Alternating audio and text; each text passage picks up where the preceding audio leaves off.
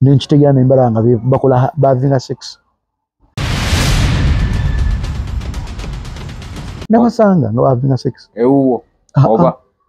Ewo musajja. Nalifala mulavu. Muganda wange nemba gwako nga bese mpiki nawulira nga nfa. Uyamula mwe bakona akomawo gyendi. Ne mwagala. Nenga nkimanya avani. Omusajja mulala. Ali live sex. Teyali condom. Kubanga ebiseera byonna yasuwa mukazi vali. Nga manyi okwebaka n'abakazi abangi ekikufula omusajja. Omukyala we yamala n'akomawo naye n'okkiriza n'akomawo wakyaliwo. Yali amwagala nnyo yakaba nga amaziga. Nakoma ogenda.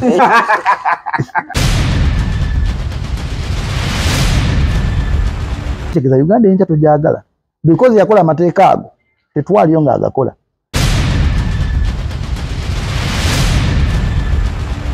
Jamal Owena Kasike nine Jacob Omutuuze. The Citizen.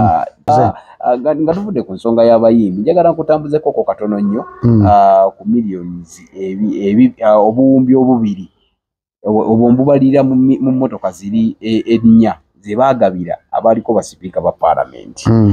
Waliwo mikwano gyange manyi tubeera ku ground eyo ne mwogeramu ebibuuzo nogamba naye bali ne batanga bayomba yegamba naye kakatula abasendezi zikola busaabala olwa abasendezi gwe mu ndowoozayo ng'omukulembeze kigwanidde okubeera nga kuba abantu be bawa bayina ate nasomyeko mu constitution nti kibakakatako kufuna emmotoka empya buli luvannyuma lwa myaka 5 era bafuna babawa n'abayambi ne basasula sente ez'omuwi w'omusolo gwe nga of course munnabyabufuzi ate omutuuze munnauganda okirowoozaako ki? Mpanya ekitiibwa constitution ya Uganda. Eyogera ng'omukulembeze yenna ogikwata ng'olayira ogigoberera. Constitution ya Uganda terina byanjawulo n'eya America. President wa America n'aba awummudde ayina ensako gyafuna. MP wa America n'aba awummudde ayina ensako gyafuna. Nezo kinnaku ekiriwo kiri nti bonna bakola constitution ya Uganda bali selfish. Bali selfish. Naye tutuna ogigendera ku ng'abakulembeze. Kikkirize kigaanyi kiki ekiriwo tosobola kikyusa. Bw'ogikwatamu kiba kitegeeza naawe weetabye okubeera dictator. Nti dictator yenna ye muntu asobola okukeera mu ky'okukola ekintu ekimusanyusa. Osigera. Kati constitution ya Uganda bw'obanga ekkiriza MP oba speaker eyawummula okufuna kyonna ky'alina okufuna mu mateeka.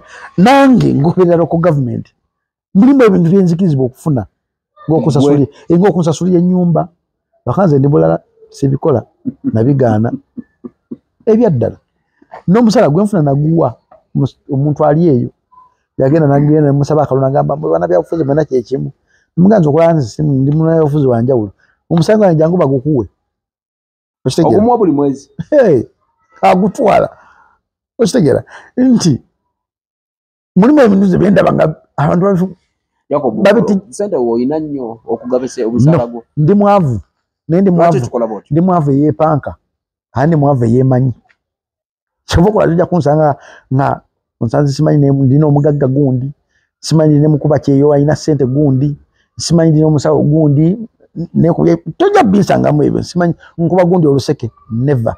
I respect, I value myself. Kyova mbakyali bange nina batono nze saagala bintu muntu kundirako buyinja bwe antwale wantu angulira ebintu never. Mu bantu bonna bembadde nabo teri muntu gwe nga ntompaayo omutwalo never. Nemba siina manyi tesiina bate nkyanja funa nze nagamba nafuna discipline ya sente ngayaginjigiza ali ogwo owokubiri mbiire bwe banjigiza discipline ya sente ne sente si kyekimu ku bintu bisobola okutwala nti bivuga obulamu obwo kyekirina okusembayo sente kyekimu ku bintu birina okujja mu bwongo obwo bweyakubeera omuntu because abantu bannyo bafunya sente nezibafuukira ekizibu kyova tujja kunsanga nga mpositinze nti ntambudde ngenze ogundi nire mpositinga nga ebintu bimbijjiddeyo eyo tojja kumpositinga nga ntizimanyi ndi nnyonnyonyi agamalo sigayina tojja kumpositinga nti zimanyi nfunye emmotoka ngipositinze tojja kumpositinga nti mpositinze omukazi kyogamba simuyina mwina nira kwanga nze ntegera yange ndabanga ebintu ndala nnyo tojja kunsanga mposi nze simanyi nyamba engatto njikubye ekifalangi tadde kulabanga hongo posinze mukyala gonna ngala mukyalawo tojja binsanga nali kyawala mpostingako dda oyo mukazi gwe nagwako awo mukwano ne mumpostingako ne muteekako ebigambo ebiwaana waliwo omuyimbi bamuta icon abeere mu UK muyimbi ayimba empisa zo namukwana namwebakako nenkitegera nembala nga bakola bavinga sex nenga icon ekigendera kyo kimanyi ngaayagala nabasanga nga bavinga sex ewuwo oba ewo musajja laavu yali nyingi ngamanyi n'okulonderwa omukazi okola biki byakola nga siriiwo n'obagwako nali fala mu laavu muganda wange nembagwako nga beesa empiki nawulira nga nfa naye ng'oli akikoze ayagala muddeko ku rediyo muvume mukube afuuke sita ne saamuwa kyayagala oyamala mwebakako n'akomawo gye ndi ne mwagala naye nga nkimanya ava wanyi omusajja mulala naye nga bwempulira oluyimba nga n'ennyimba ze nzikuba naye nga bwempulira oluyimba nempulira obusungu nze sirimba bw'oba oyagala okumanya bino byenjogera ng'olina chance Douglas Lwanga mukwano gwo mubuuze yali mukwano gwa Douglas omuntu weke gwe nakubirako ku simu nemugamba Douglas icon ankoze ekintu ekibi era natagera nti Douglas ye muntu atasobola kugamba nti no okyali okoze ekintu ekibi ye muntu apretendinga nti telaga saidi tiyagamba koko kyaliwe yasirika busirisi nengamba wajidi yali akola kubuka eddaawo nemugamba wajidi kyaliwe mankoze ekintu wekiti ne wajidi nze sirimba bwera bakimanyi n'omusanga n'akomawo ewuwo omulala yali kedde ku makya n'ayengera n'alwana naye saalwana wazira amaziga gampitamu nga ndaba siina kye nali mugambye kati agenda biraba kati amaziga gampitamu ne icon yamanyi sibimanyi era abamanyi icon manyi najja kamuweereza muyimbi abeera e UK yefula nnyo holi yefula nnyo ali amba ali so ize naye wambwa Jacob bwe bamaliriza n'akomawo ewuwo yakomayo wange n'omuwero kambi ali yali live sex teyali kondomu nze muganda ngize ebintu byensanze mu bulamu bwensi bingi kyova nti omuntu oli olaba wemugamba ekintu kyokka kika kisobola okumpangulula nekinzijjayo the baddest thing mwana naye ebisigale ng'ovuba Jacob olina omuntu emune tebinnuma Jacob simanyi biki tebinnuma ebyo olaba birabi mbiraba bulabi because babinvuma mamange yabinvuma mikono gye abantu banvumye abantu bankoze ebintu naye mbatumyawo enti nenefulanga fala naye kati ninyo n'akomawo okyayina laavu olwo y'omu ku bakazi be nali nsinga okwagala mu mutima gwange because omukazi oyambeererawo mu biseera ebanga oba ku rediyo emyezi 8 so byonna byeyafuuka nze yabimuleeta okufuuka kubanga ebiseera byonna yasuwa mukazi vali nga manyi okwebaka n'abakazi abangi kyekikufula omusajja naye simanyi nti omukazi omuwa ekitiibwa kye tokwata simu ya mukazi mulala mu maaso ge todda mu meseji z'abakazi balala mu maaso ge muwa ekitiibwa kye nti omukazi wo kafudde temunaakuyingira mu girlfriend wo kakazi kattu nakafuuse nga ne kafuuka evil nako ne kanoonya okunkolako revenge okwata amasimu mu maaso ge naye nga nze sirumibwa n'ekyo kyannuma okulabako eki yange omuyabe munaagiina safuma sokoje safuma sokoje wano kati omwezi ono ndudde naye ebbanga ddene ye vaisi wange naye ono omukazi amumanyi n'omuyimbi eyamuli amumanyi naye nze ebintu biraba bulabi era omuyimbi ali UK eyo yeefuula hole bamuyita icon ngogolingeko naye nze simuyinaako ttabu kyekiringa nti ebintu byankoze omukyala bwe yamala n'akomawo nalina okkiriza n'akomawo wakyaliwo yali amwagala nnyo yakaba nga amaziga akoma ogenda osigera ensonga kisobola kenama kyakuddamu kupostinga mukazi because nina abalabe bangi ng'omuntu watuukira okuvuma omwana watuukira okuvuma endowooza yo ng'oyogedde bwogezi oli najja n'ateekawo comments zayagala njogedde bwogezi nga nze wempulira oli wadde mbo giwakanya obadde mbu butagiwakanya nze mulimu ebintu bingi byenda sibikomentingako because tebingasa nze ekintu kingasa kikomentingako ekintu kitangasa sikikomentingako nanze omuntu. That is my principle. That's why nagamba sirikeera kumakya kukkiriza nti musende so okunfuga nti erinnya linfuge never. Ekintu nkirabanga wekiri ensi gitwala kubeera so simple. Wazee wondabira distance nzoganda Jacob ndi wambwa. Nino nsobogana okulya omuntu omulala nali emmere. Nsobogana okwambala. Omwana wange na mtu za wanzi mugamba osaswa school fees nyingi nyabo. Mbadde nsaba maama esene tuzigabanyemu abaana bala basobole okusoma. Mwala ngagamba it's okay daddy. Tubawerere. Era abamanyi bemperera. Ku sente ze za school fees. Ate kisesa yasemba ino kugenda ku ssomero. Bali bamala genda because twache yamanzi naye. You understand? Kati go omuntu wandabira limu because ondaba bino byenjoga ogato manyi tomanyi. Jacob today wali waluno kubanga wokiretedde awe millions ebitano billion ebiri. Okubeera nga sente gwokirabo otya gwe mu ntegeera yo. Fano nkugambira muganda wange. Olwananga nnyo nofuka omuntu w'omugaso mu nsi. Nkikuddiremu? Olwananga nnyo nofuka omuntu w'omugaso ku nsi. Notafuka omuntu gwe bakozesa bo bafuka ab'omugaso. Nkikuddiremu? Ani gwe bakozesa? Olwananga nnyo okufuka omuntu w'omugaso mu nsi. Notafuukanga muntu gwe bakozesa okufuula abantu abalala ab'omugaso. You have any right okubeera speaker wa parliament. Naye yekkiririza munagamba kanfeeyo ngire parliament nesimbe ku kifo ekyo yafuna beneficiaries zonna ze bamuwa. Ate tozimbanga mutima kubanga sizizo tezawandikibwa ku linnya lyo. Zawandika ku linnya nti ajja lifuuka speaker alivaako alikole because amateeka yo gati galagira. Se mateeka okera ku makya n'omunyooma. Tubashegeza Uganda enta tujagala because yakola amateeka ago tetwaliyo nga agakola. Niye atulowooleza paka tugetutambulirako. Bagenda bakola amendments bagakyusamu kati nti by the end of the day n'abagakyusaamu bali so selfish. You understand? Kyovolaba nze saagala kufuuka muntu gwe bakozesa bo bafuuke b'omugaso. Awo takisa okulinnya onyinjawo nenga nti wano nja kuvanga omuwanguzi kiri eri gwanda baganda Jacob omuwambwa Jacob simanyi mubbi simanyi Jacob nzaazino nga sifuuse muntu gwe bakozesa kufuuka okufuula abalala ab'omugaso. Nga tumaliriza ababaka ba parliament bakyakangabidde naye ensonga eri emu ey'okubeera nga babanja abaana ba National Unity Platform abagenda bawambibwa. Kiwamba abantu kingi era bakyawamba nejuzi mbadde ntambuza amaaso ku social media nga waliwo era musiramu omulala gwe bawambye His Excellency Bobi Wine yamuteekayo ku pages ze. Naye gwe mu ndaba ye y'ebintu abantu bano lwaki government teba producing olowooza kiki ekiganyi? Oyagala nga njogere ng'ani oyogeranga nga omwagizi wa National Unity Platform oba nga DJ Jacob Mutuuze oyogeranga omukulembeze wagira kibiina kya National Unity Platform. Kati mbali nsabawo yasigalayo kanjogere nga DJ Jacob Mutuuze. Oyogeranga Jacob Mutuuze kwa DJ Jacob Mutuuze talinako favor wagira ayisambu yisagali ayogera kyawulira kali yogera ngo Mutuuze kanjagala oyita Jacob Mutuuze omubuuze ekibuuzo ekyo.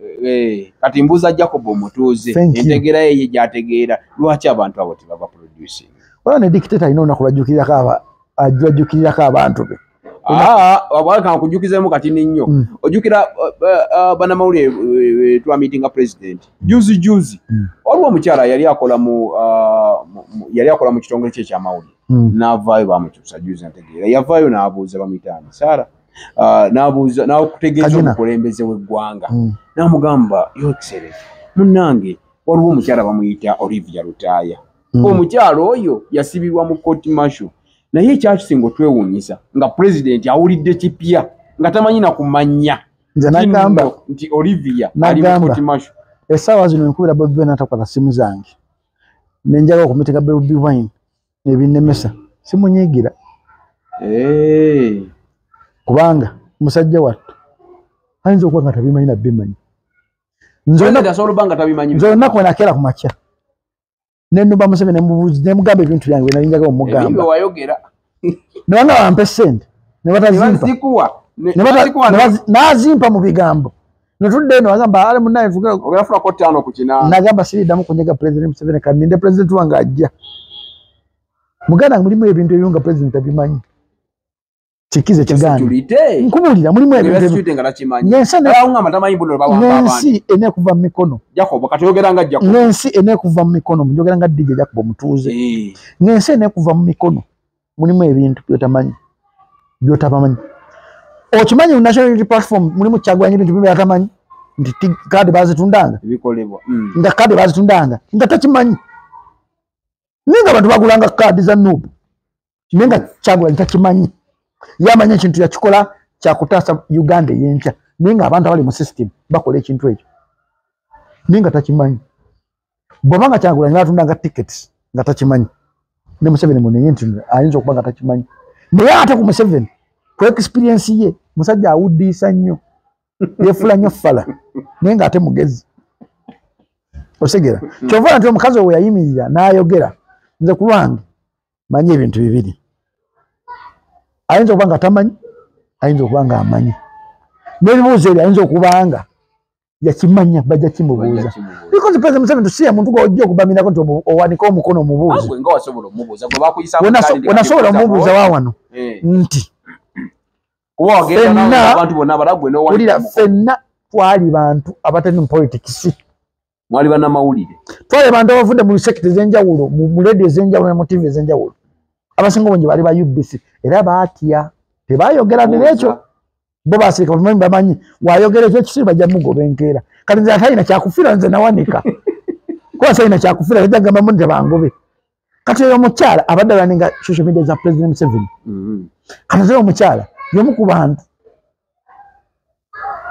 abalina connection ne State House ne President Office tosobola kuŋŋamba nti asookera kubanga amanye ekintu nga gwalaninga Twitter era alaninga Twitter za Museveni nga tamanyi nga kintu kyonna kyogera posting about on behalf of Museveni osobola kimugamba mukama ngenda kuddamu ono nziremu nagamba ddamu okigamba nti omukazi yayita mugundi n'amuwa omulimu yayita ku social media ye n'amuwa omulimu ogamba ate yagumuwa oli yajja n'agamba nagamba wali omukazi nono munnange tukole ekintu ekyewuunyisa tumuwa omulimu Museveni agamba bamuwe President Museveni mulimu byatamanyi byamuleetera n'asayininga omukazi yasayininga nete bamuwa mulimu Museveni byasayininga ng'amateeka oba nga agabe contract nakatabimanyi naye muteze butezi because musajja temyaka gigenze ekyo nyinza okuba ngenda kukiriziganya n'atulaba nti ebimu ffe tumanya abimanyi Blood nze saagala kwogera ng'akugezibwa ejja kubakiza mu National Unity Platform njogera nga DJ Jacob omutuuze amanyi abantu nga batuuse mu bintu by'enjawulo nze olwo bakyali bange abamu banenyanga nnyo omuntu omugezi ajja kugamba kalindako kati Jacob kati gwenga gwe kati njogera ku chairman bwatuuka mu bukulembeze toga wawugukamu waliwo ebintu ebimu abakubira ku masimu waliwo abamu bewasalako communication. Yes. Hey. Yeah. Mulimu omuntu omu nga yesalako yekaka communication nga Jacob kati level ndala nimbamba abantu abamu nga in the beginning yagamba tojja kusobola nosobola kyasobola ku meeting nosobola yine nateekako ensonyi mu mutima nimbamba omuntu omu nga teyakuwagira from day one. Niyesalako yekka ate nmanyize ndi muntu wanjawulo manyi sitaani talokoka tasobola ate omuntu wandaga omutima gw'omubi tegusobola kukyuka tasobola kera makyana kati nina omutima omulungi tekisoboka. Omuntu wandaga omutima omubi bamanyi ogwo omutima mubi agwina gwegwo yoyo kati sikaka muntu kunjagala woba kyali wange oba kyali wange wobeera kyali wange n'ofuuka ow'embwa obeera wambwa sikuzaako mukono siri Yesu nti Yesu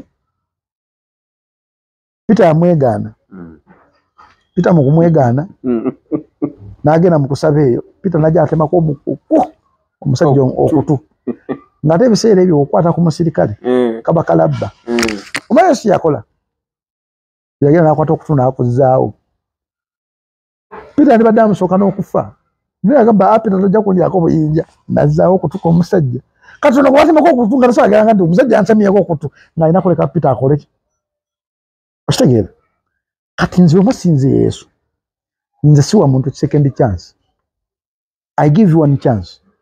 Wegenda. Ebegenze. Nango nyonyi akagero ka love. Mukazi namwanga chance nyingi because zia mfula kikyali. Nze agubye omutima gwe. Naye we natuuka ekirala nga sikyamusobola nagamba manyi. Ewanyu waawo. Nkutadde. Nze katika nkuminyeko n'akantu alala kano. Okugenda yagenda okyamwagala. Era nkyamwagala. Sikyamwagala because of love. Mwagala because of yakufuula ekintu. Ye muntu era nafuya. Noba Jacob wadde Jacob omutuze ne bugwali. Nti abakazi bonna bayinza okumitinga abasinga obungi baagala DJ Jacob omutuze. DJ Jacob omutuze abanafuya nnyo. Naye ate oli yetu omubulire ebyo Gasiya. Ye muntu emessage yajjanga ya mukazi n'akwata ecupa ya soda n'ajuba TV nekola nga kinsanyusa. Ye muntu eyakera machana ateeka akambe mu fridge. Bacho ne basina akajja n'akateeka ku busulo bwange n'agamba gwe musajja gwe kendekera ku machono ngo nansize sirimu ono. Nja musalako. Sigera ebintu ebyo binde toko nkubulya reality.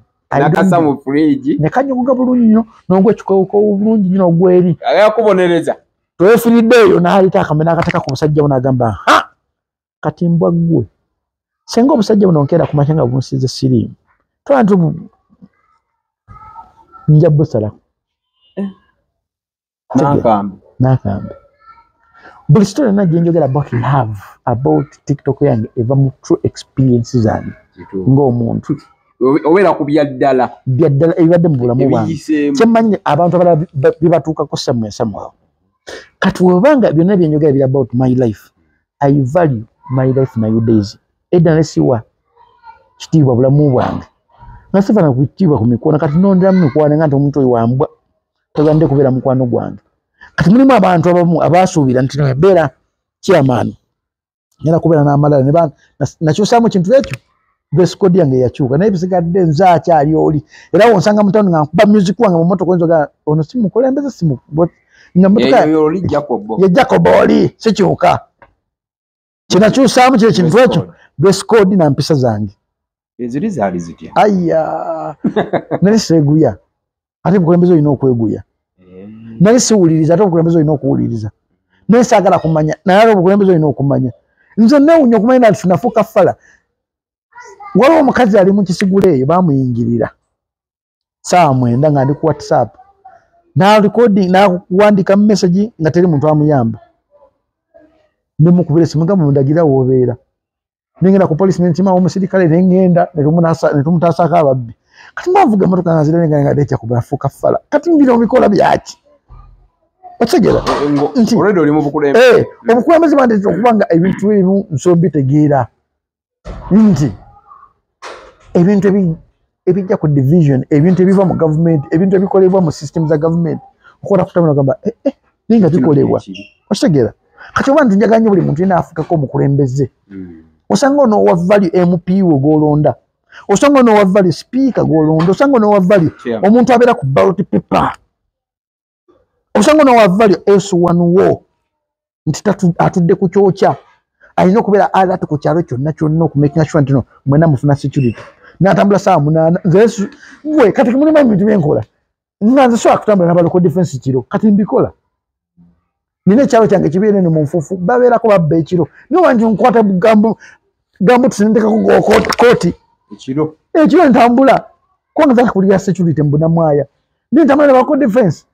Kati mulimu batambulagane kukama kati nabe bali kunkyusa. Nze natambula ebintu ekijega bino. Byakijega manyi waki byakijega. Jacob oli erabiraba byakijega. Kati Jacob omukulembeze alina okufaayo. Nti yakola oath ng'alayira nti nalikuuma bunamwaya n'abatuuze n'ebintu byabwe. Kati Jacob oli omukozi wa kulembiyo DJ celebrity oba omumanyifu tayagala kumanya oba ofudde oba okoze eki ali mu bulamu bwe. Kati manya mujjayokko ne mutambulako wentuka mbunamwaya ne muziika. Kati wonsanga mu town ojja kunsanga music emmotoka yange mulimu music w'amaanyi. Bosanga mutano nja kunsanga nga nyambadde balance. Naye onsange mu bunamwaya. Oninyako n'ogenda. Naye ate mutantuza kunninyako n'ogenda. Awuzaabika. Nze wakyali yakera mumazina nnyako lwake siri mugamba gwe nosaaga. Eba mpita Jacob omuyaya omujwaji yakulya ku street. neva mmotoka ne mugoba netingireyo eyo mowine eyo mu pipeline eyo mu bire mugambe nakulirayo nayitayo na mberayo nabeerayo kati nayinza okumuga owaayi jako bato obadde kimugambe muyewo nabbe essimu yange namugamba gwe gundi oyo mujwaji muddiza essimu ye n'agisuula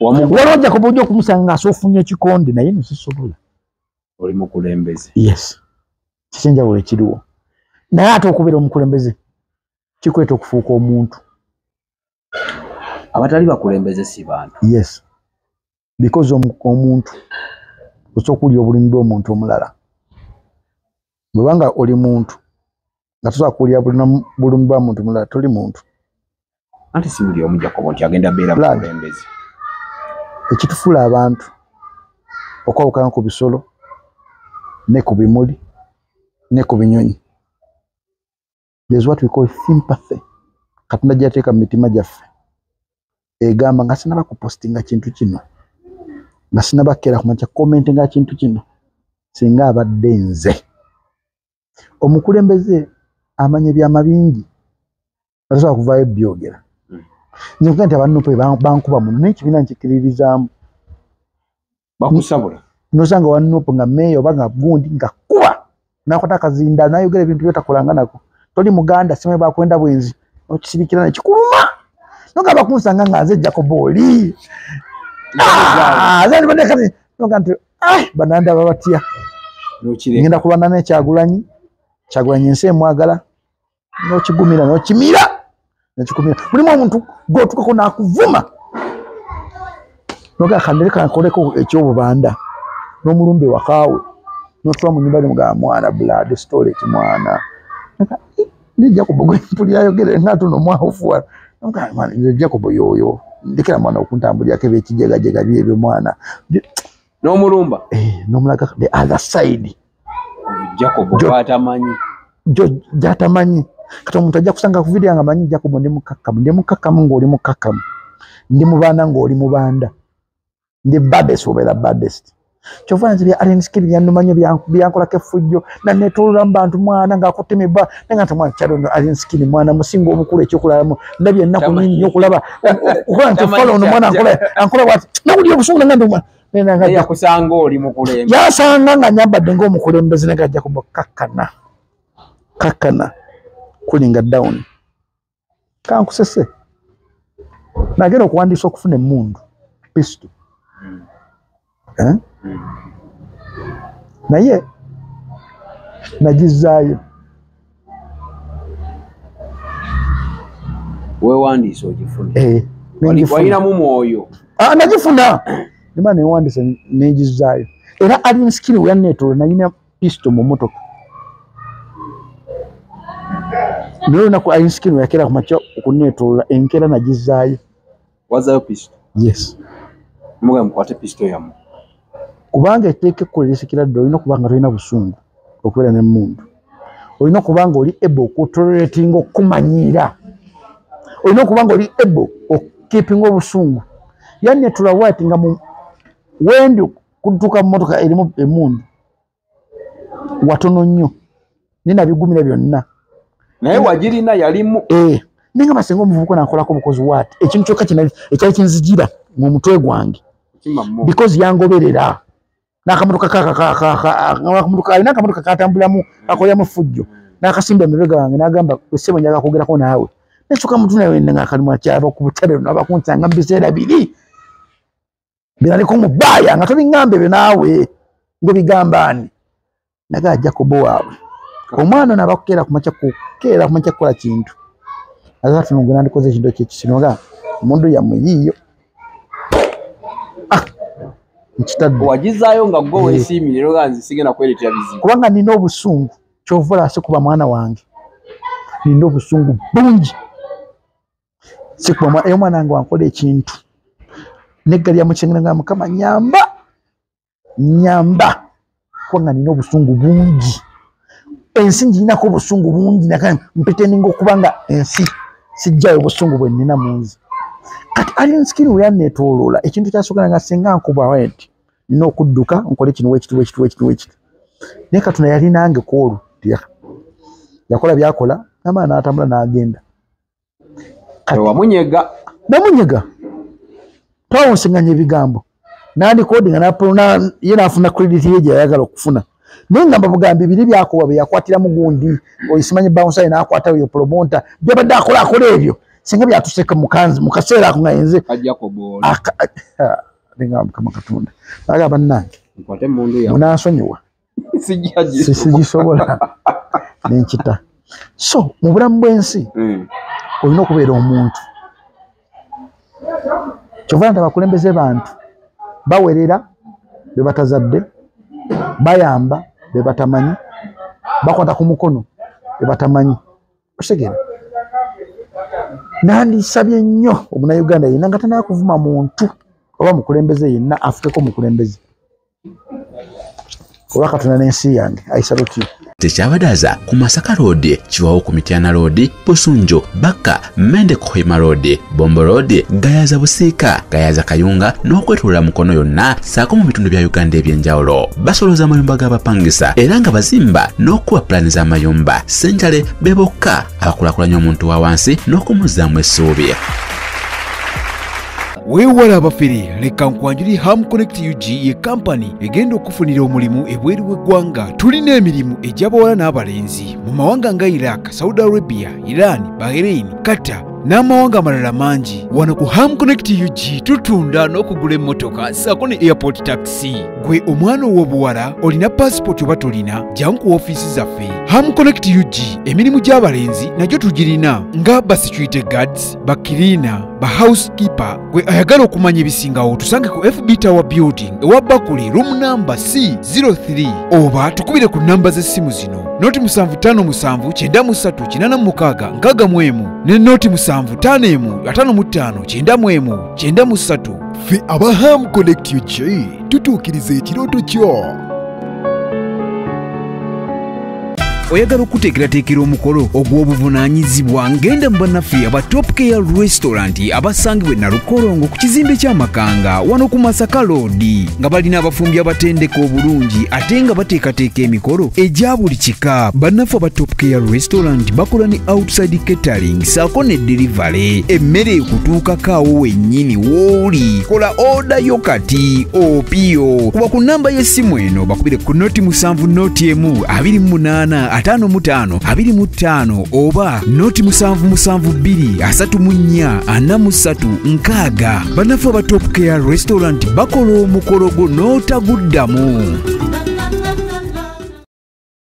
Onoonya ekifo eky'okuwummuliramu nga kirina spa ey'omulembe omuli sauna, massage ne steam bath. Ffe aba Nina Guest House tulina luumu eziri self-contained nga nnungi nnyo. Kosta ne restaurant erimu emmere empoomu eya buli kika. Gwe anyumirwa omupiira ne pool table jangu buli kimu weekiri. Parking ey'obwereere, security ennungi nga ne privacy y'abaclient baffe yankizo nnyo gye tuli. Tusangibwa ku Hoima Road e Namuŋŋoona nga waakava ku Toto okumpi ne Gombe SS. Tukubireko kati ku noti 75164215 oba noti 761489 noti emu noti 4. Nina Guest House, a home away from home.